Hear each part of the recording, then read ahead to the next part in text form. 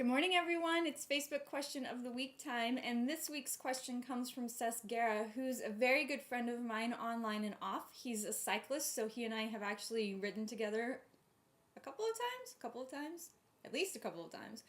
He lives in Houston, so it can't happen all the time as much as I would love it. But he asked the question.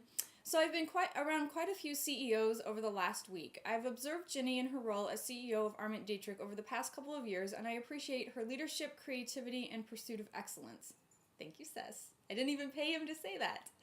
And because I respect Ginny's opinion so much, I was wondering what her thoughts were on what the two most critical roles are for a CEO, or what two words she would use to describe the model CEO the best and why.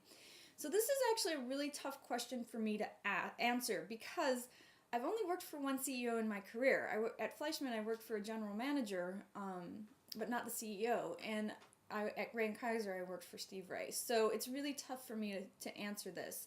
I am a member of Vistage, so I'm around a lot of CEOs, and I speak to Vistage groups, so I'm from that perspective, I have interaction with quite a bit of them. One of the big surprises to me is that some CEOs are successful in spite of themselves.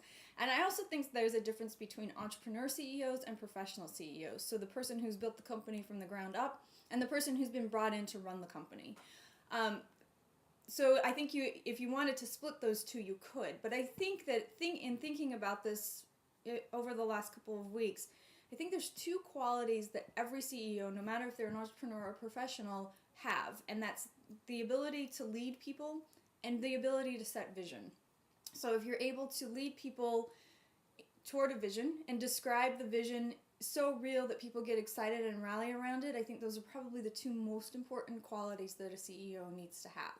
But I'm curious what you guys have to say, because most of you have worked for CEOs, most of you right now are working for CEOs, and I'd love to hear the good qualities that you think that either the CEO does possess or should possess. So leave that in the comments for Sess and me there on the blog. And if you have a question for us, go to facebook.com/ArmentDietrich. Ask it on the wall there, and I'll get it answered in a coming week. See you soon.